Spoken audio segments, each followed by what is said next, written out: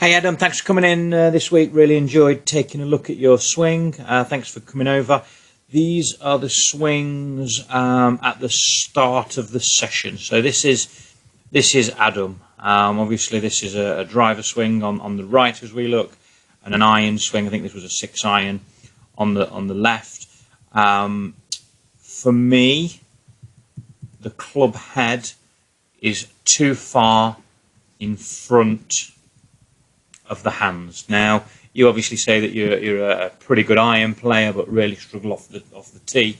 You can see that your pattern is very, very similar with both iron and wood, and it's just a little bit harder to line up with a driver. So everything we spoke about, I would work on with both irons and driver.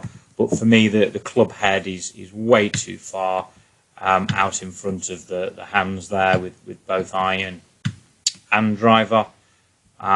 This kind of continues throughout the motion. You know, for me, that's really, really vertical, and you get a really kind of high elbow position, and the arms are really quite high. Now, through using 3D, we know that in the transition and into impact, you have around 5-6 inches of thrust towards the ball of your pelvis, and around 6-7 inches of sway towards the target of your pelvis. This will be a shallowing move. So to try, obviously as a really good golfer, to try to shallow the golf club and plane out the golf club, you have a lot of thrust and a lot of sway. And you can see that is still coming in my opinion, a little bit steeply, even with that amount of thrust and sway. With the iron, you just about manage to get the path kind of squared off. We know that from using TrackMan. With the driver, the path's average is like 5 left. Something like that. So for me, to play really consistent golf, you need to just make this just a little bit simpler. I've got some footage from a little bit later on in the session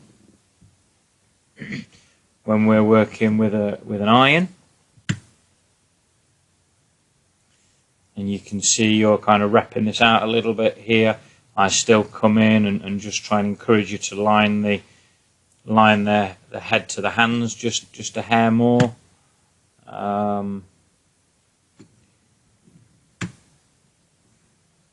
In the early part of the backswing, that's a better job there. From there, as you pivot to the top of the swing, we want the right elbow to fold a little bit better. So you can see the difference there in top of the backswing. The difference in where the trail elbow is located. And then for me, from there, it's going to be much easier to just let the arms come back in front of the pivot on the downswing. Yeah, you can see the difference in that kind of that line or that plane.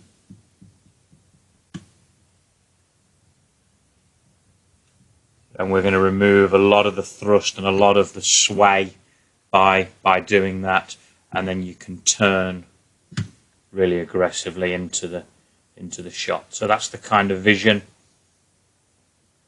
So get it lined up a little bit better on the backswing, right elbow a little bit better into the top of the swing.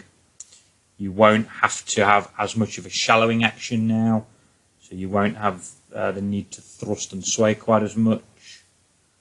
This is still a little bit steep, but obviously it's going to take a little bit of work. You won't need to thrust and sway a little bit. Definitely line that shaft up better.